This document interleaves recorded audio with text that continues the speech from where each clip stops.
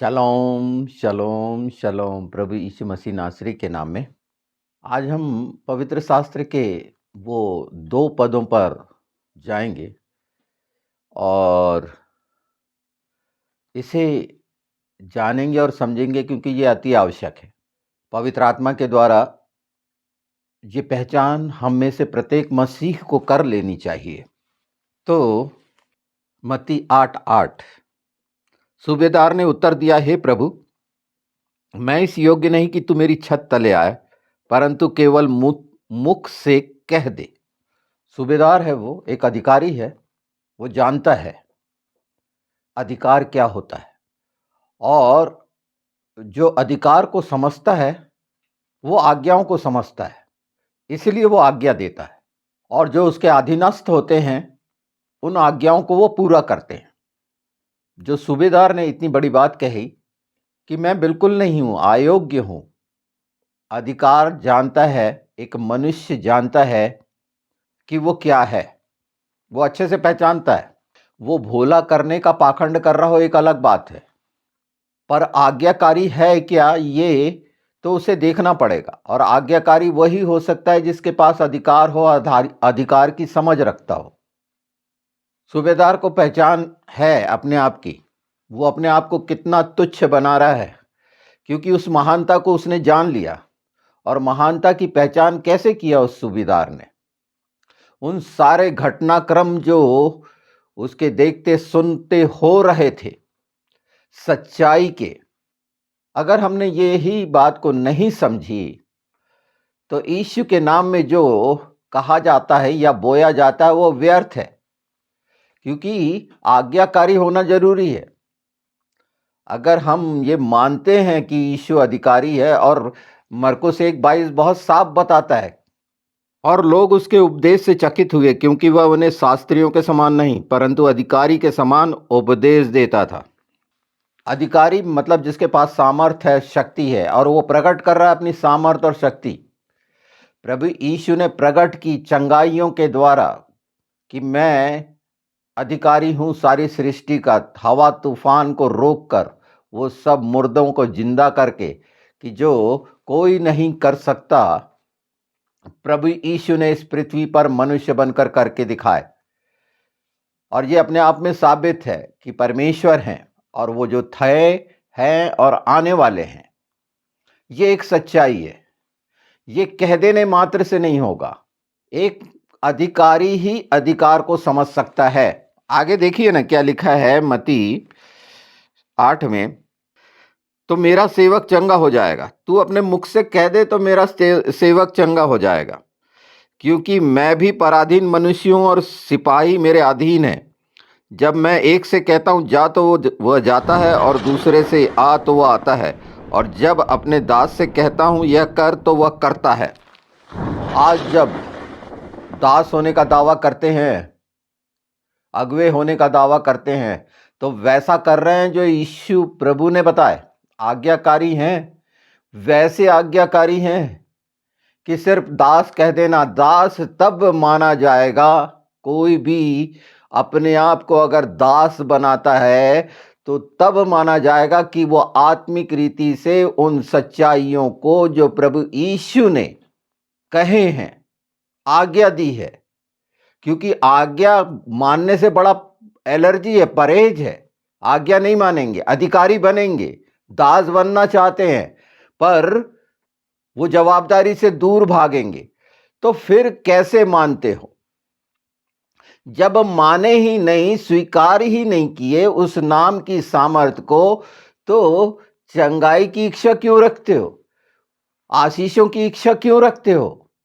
ये इच्छाएं उनकी पूरी होंगी जो सचमुच में इस अधिकार को समझता है। सूबेदार बोल रहा है मैं पराधीन हूं, उसकी आज्ञा मानता है वो। प्रभु यीशु ने पिता की आज्ञा मानी और हमें आज्ञा मानना सिखा रहा है। विचारों और भेदों के चक्कर में, रीति रिवाजों के चक्कर में, व्यवस्था के शब्द को तोड़ने मरोड़कर भ्रमित होने की जगह कितना साफ साफ है, कितना छोटा सा है समझ के लिए। जब जरूरत होती है, जिसके अधीन होते तो कैसे आज्ञा मानते हो? जहां से कुछ लेना होता है तो कैसे आज्ञा मानते हो? किसी का काम करके देना रहता है तो कैसी आज्ञा मानते हो? समय कैसे देते हो? कठिन मनुष्य बनाता है चालाक बनकर, क्योंकि उसको डर नहीं है। यीशु का डर है ही नहीं, इसलिए वो आज्ञाकारी है ही नहीं। यीशु को वो मानता ही नहीं है, सच्ची रीति से वो कहता है, पर यीशु को वो अपना नहीं मानता। और इसीलिए कहता जरूर है कि मैं प्रभु यीशु को मानता हूं उद्धार, और ये उन डरों के कारण मानता है जो शैतान के द्वारा है, कि मेरे को दुष्ट आत्मा ना लग जाए, मैं रोगी ना हो जाऊं, मैं कंगाल ना हो जाऊं। वो शैतान के डर से यीशु के पास आता है। पर प्रभु यीशु के डर में है ही नहीं, तो वो शैतान से क्या लड़ेगा? और शैतान तोड़ रहा मरोड़ रहा है। ये तमाम मसीही लोगों में देखिए आप अच्छे से, प्रत्येक और प्रत्येक परिवार में इन सच्चाइयों को जानिए, खट्टी मीठी वो सब बातों का स्वाद चखिए। पहला प्रश्न तो होना चाहिए ना हमारे सामने कि क्या मैं आत्मिक अधिकारी हूं? और इसका जवाब आपको ढूंढना पड़ेगा कि आत्मिक अधिकारी अगर यीशु के साथ हैं, पवित्र आत्मा को साथ बोलते हैं, तो वो काम करते हैं क्या? प्रभु यीशु ने यही मत्ती 8 में बोले, इससे बड़ा विश्वास मैंने नहीं देखा इजराइलियों में। और विश्वासी कहलाते हैं तो हमारी जबान से जो निकलता है, क्या अंदर वही है, या वक्त, जरूरत और स्वार्थ और मन की भावनाओं में भटक कर वक्ती तौर पर लाभ लेने के लिए यीशु के कहलाते हो? और जब यीशु के कहलाते हो तो पूरी रीति से उन सब चीजों के जिसके अधिकारी होना चाहिए, वो मिलता क्यों नहीं है? मांगते हो क्यों नहीं मिलता? इसलिए कि आज्ञाकारी नहीं हो, डर नहीं है। एक अधिकारी अधिकार के साथ बोलता है, आज्ञा देता है, क्योंकि उसे मालूम होती है। हम आज्ञा देते हैं बार बार कि यीशु के नाम में आज्ञा देते हैं, निकल जाओ दुष्ट आत्मा, और पता चला कुछ नहीं हो रहा। क्यों? उसके पहले कि वो जो ऐसा कर रहा है उसको पहचान लो कि वो क्या है। वो सचमुच में आज्ञाकारी है कि एक लोभी भेड़िया है, कि एक दिन चंगा होता है, दूसरे दिन ठीक होता है, तीसरे दिन फिर चंगा होने के लिए प्रार्थना कराने आ जाता है। हमेशा की चंगाई है, हमेशा का जीवन है।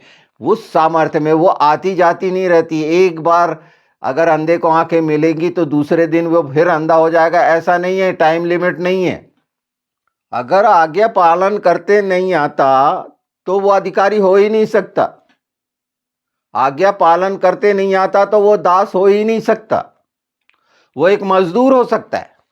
मजदूर आज्ञा पालन नहीं करता, वो थोड़े समय का है, एक टाइम का है, उसमें भी उसको जैसा करना है वो ईमानदारी से करना है, नहीं करना है उसको तो जितना वो समय निश्चित किया गया है करेगा, और उसके बाद फुर्सत हो जाएगा।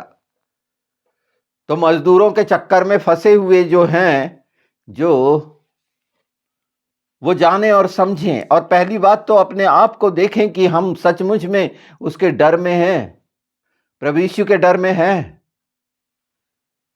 मानते हैं ये बात कि कहने में बिल्कुल सरल लगता है कि सब अधीनता में है, वो सर्वशक्तिमान है, उसने ऐसा ऐसा किया है।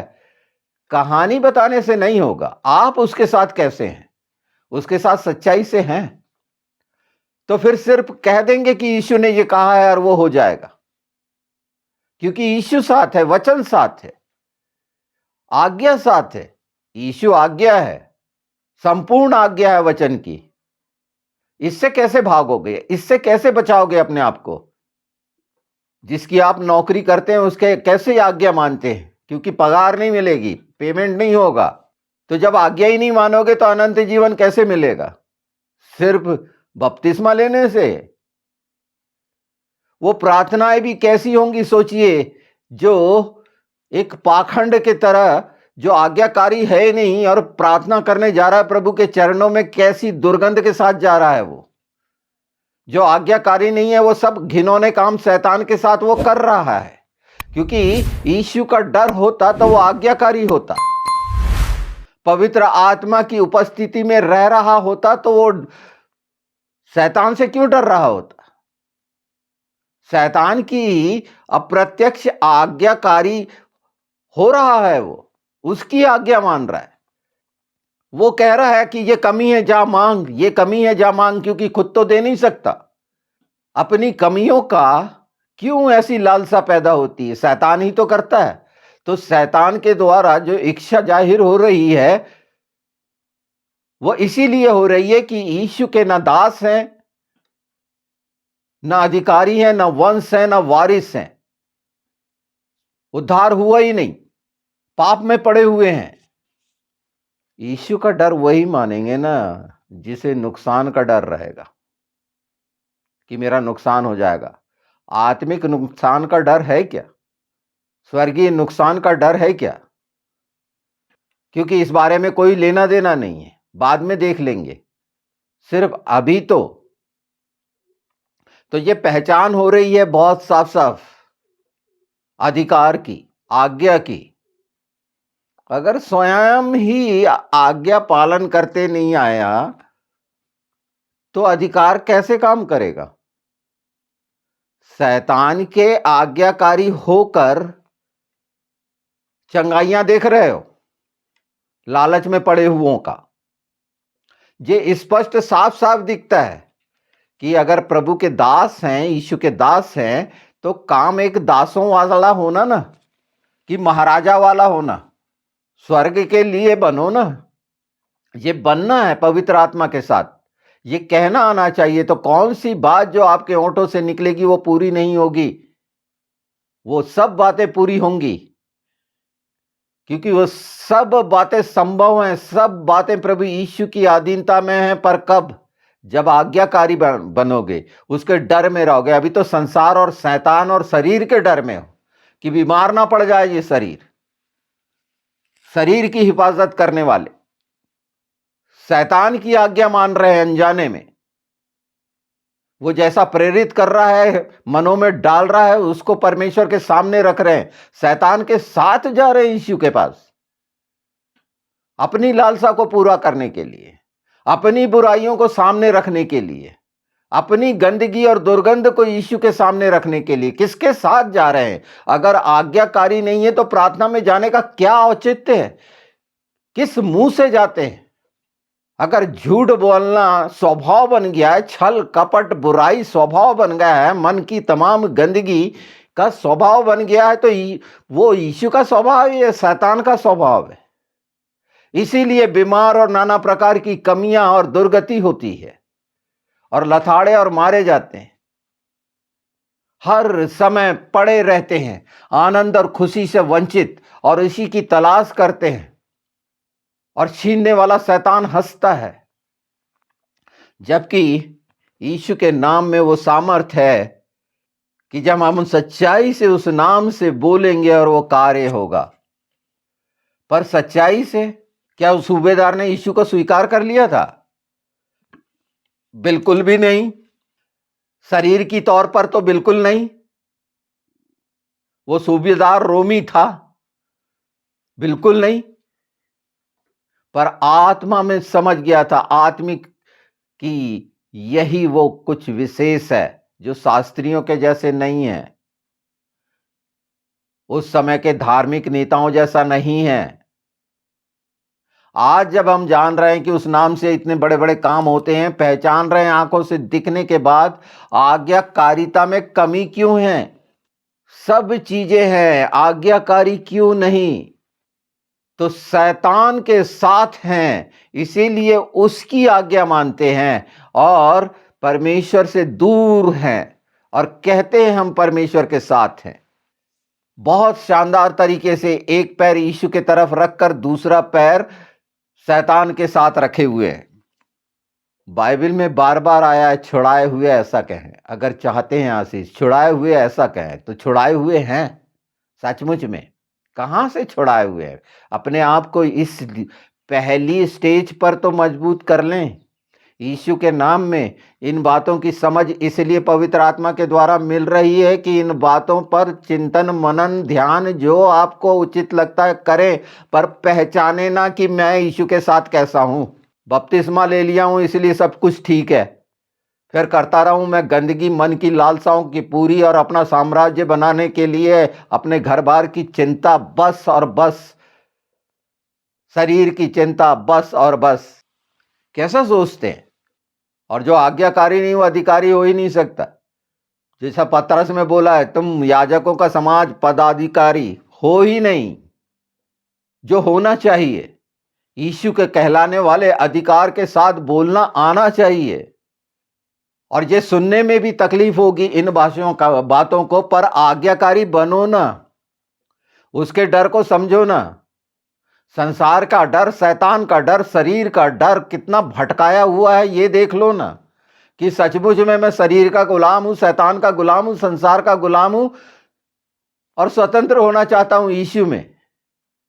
कैसे? ये तमाम बातों को रखकर कैसे?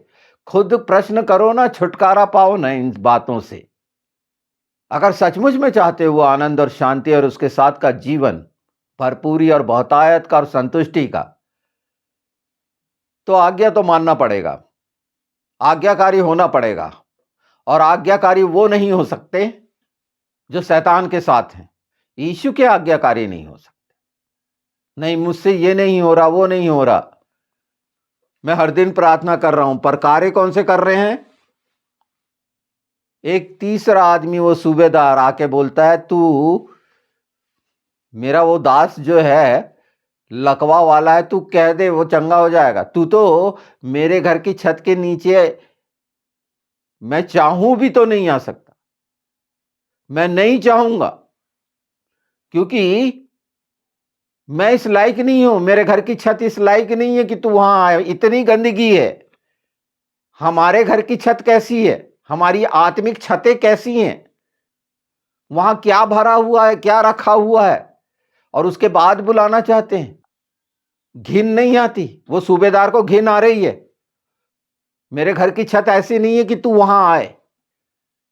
अपनी तमाम गंदगियों के साथ हम कैसा व्यवहार कर रहे हैं, इसलिए कि आज्ञाकारी नहीं है, परमेश्वर का भय नहीं है, यीशु का डर नहीं है।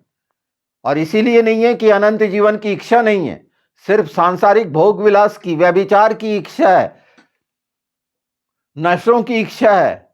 कोई भी नशा हो सकता है, धनी बनने का नशा, कोई भी नशा, बड़ा बनने का नशा, कुछ भी हो सकता है। पर नशेड़ी है, वो क्या डरेगा? वो अपने होश ही में नहीं है।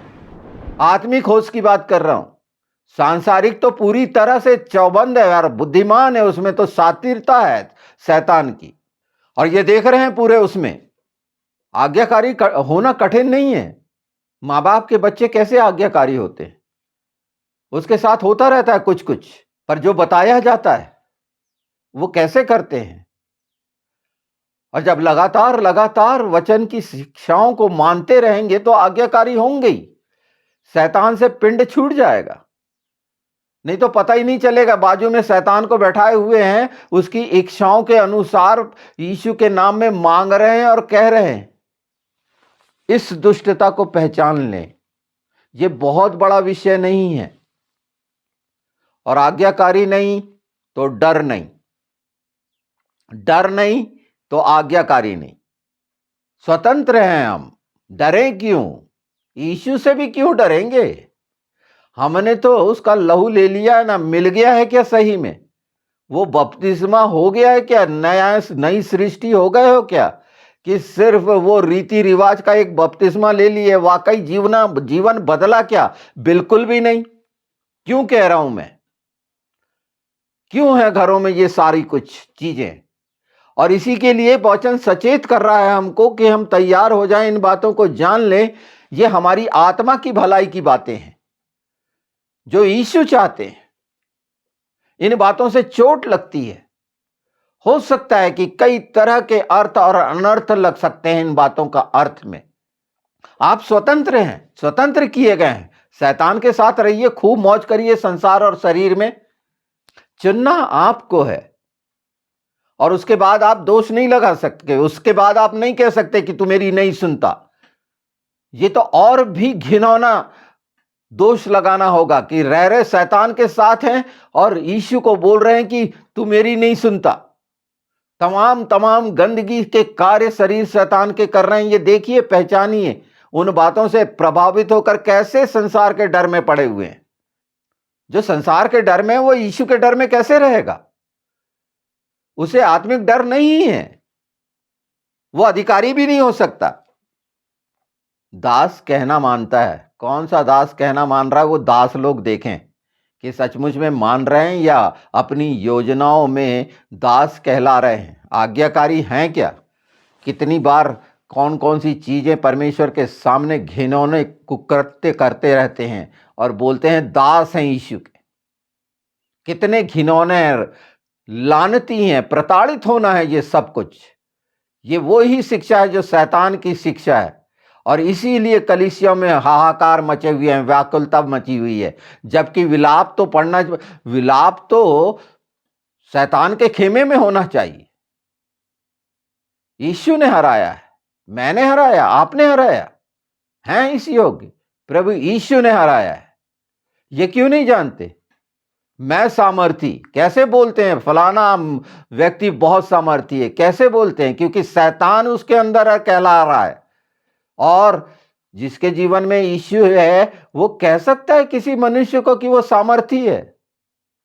वो जानेगा, समझेगा कि निम्रोद है, ये परमेश्वर से बड़ा बनना चाहता है। तो इन चीजों को पहचानिए। पहले अपनी पहचान करिए कि आज्ञाकारिता नहीं तो कुछ नहीं। व्यवस्था से कैसे डर के भागते हैं कि उसमें आज्ञा लिखी हुई है, इसलिए हम व्यवस्था को नहीं मानेंगे। और व्यवस्था यीशु है। अगर नहीं मानते हो तो यीशु के नाम के लज्जित क्यों करते हो? उसकी निंदा क्यों होने देते हो? यीशु के कहलाते हैं और शैतान के साथी बनकर प्रभु यीशु को लज्जित करने वाले कैसे घिनौने लोग हो। और इतना सरल जो हम संसार में जिसके अधीन होते हैं उसकी आज्ञा मानते हैं। यीशु की अधीनता ही नहीं स्वीकार करी, इसलिए आज्ञाकारी नहीं है, इसलिए डर नहीं है, और इसलिए कंगाल हैं, दरिद्र हैं, रोगी हैं, क्योंकि आज्ञाकारी नहीं है। और जब आज्ञाकारी नहीं रहोगे तो आज्ञा देना भी कैसे आएगा? और आज्ञा तुम्हारी सुनेगा कौन? फिर यीशु के नाम में बोलो या पवित्र आत्मा को बोलो, सुनेगा कौन? कोई नहीं सुनता। आज्ञाकारिता का पहला उसूल प्रेम है।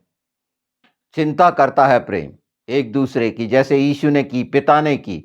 हम कर रहे हैं क्या वाकई में वो प्रेम प्रदर्शन है हमारा आज्ञाकारिता का, यीशु के डर का, कि अगर मेरे को छोड़ के चले गया तो मेरा क्या होगा? कभी खोया है कोई ऐसा जो अति प्रिय है? तो आज पहचान लो कि जो सारा कुछ आशीषों का मिला हुआ है और ये सच्चाई मिली हुई है, उसके बाद भी अगर परमेश्वर के भय में नहीं है, यीशु के भय में नहीं है, वचन के भय में नहीं है, तो आज्ञाकारिता में है नहीं। और आज्ञाकारिता में नहीं है तो यीशु के नाम में वो भलाई के काम करने के योग्य होगा ही नहीं, होना ही नहीं है। और अगर कुछ हो रहा है थोड़ा बहुत, तो वो शैतान के द्वारा एक छल और कपट और फंसाने का फंदा और जाल। ये आज जो मैं बोल रहा हूं, इसके पहले आप जाल का सुनेंगे कि कैसे जाल हैं शैतान के, और उसके बाद इसे सीख लें तो ज्यादा भला होगा। आज्ञाकारी हो जाएं, ज्यादा भला होगा। भलाई के तमाम स्वर्गीय स्थानों की जो जो चीजें हैं, जो वो हमारे लिए मांगने के पहले जानता है और हमारी सोच से कहीं बेहतर रखी हुई हैं, वो पाने वाले हो जाएंगे। इधर उधर घूमना भटकना बंद हो जाएगा। वो तमाम समस्याएं जो शरीर से लगी हुई हैं, संसार की लगी हुई हैं, वो खत्म हो जाएंगी। एक बार सच्चाई से अधीनता में जाकर अपने आप को पहचाने कि मैं किस रीति से यीशु के पास जाता हूं या आता हूं, कैसा जाता हूं, कैसा आता हूं। सूबेदार वही बोल रहा है ना, एक को आज्ञा देता हूं तो जा बोलता हूं तो जाता है, और जब आ बोलता हूं तो आता है। हम कैसे कर रहे हैं? वो जा बोल रहा है तो वाकई में जा रहे हैं, वो आ बोल रहा है तो सचमुच में आ रहे हैं, या बहरे हो गए हैं, सुनने देखने में असक्षम हो गए हैं कि अपने मन मर्जी से जाएंगे कि मैं जाऊंगा अपनी मर्जी से और पुकारूंगा और वो आएगा। उसे नौकर बनाए दास होकर, क्योंकि अधिकार नहीं है, मजदूर हो, नौकर हो, थोड़े समय के। इसीलिए ये हरकत है कि मैं जाऊंगा, पुकारूंगा और वो आएगा। कितनी लज्जा की बात है। ये इच्छा नहीं है कि वो बुरा रहा जब बोलता है कि मैं भोर को आता हूं, तो भोर तक तो सो रहे हैं। तो अपनी आपकी तैयारी इस समय यीशु के नाम में अगर मांगना है सबसे खूबसूरत, तो आज्ञाकारी होना मांगे, तो अधिकारी अपने आप हो जाएंगे और सचमुच में स्तुति महिमा प्रशंसा करने वाले बन जाएंगे, नहीं तो बड़बड़ाने वाले ही रहेंगे।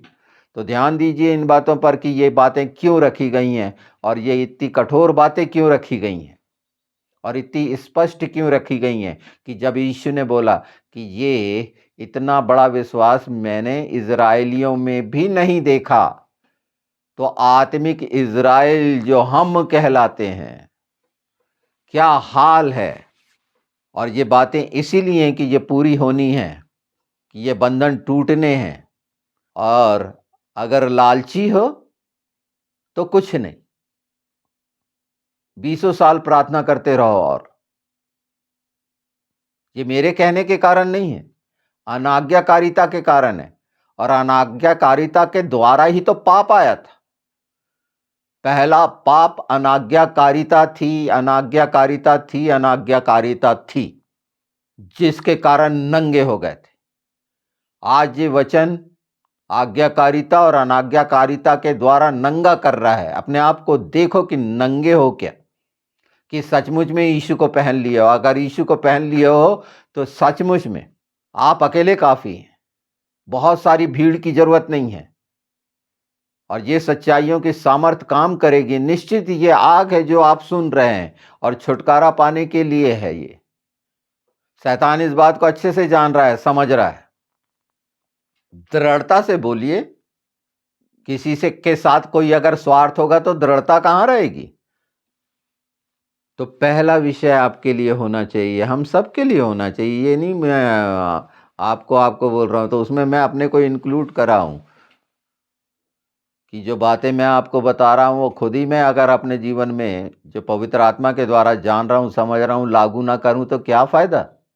इसलिए हम सबको मिलकर ये चीजें करनी चाहिए। निश्चित मैं कमियों के लिए आपका मरहम नहीं रख रहा हूं, पर दृढ़ करके खड़े हो जाइए, है ना। अपना लंगड़ापन खत्म करिए, अंधापन और बहरापन, और तैयार होइए आज्ञाकारिता के लिए। कान अच्छे से सुने उस शब्द को कि कह प्रभु तेरा दास सुनता है। सामुएल ने यही कहा था।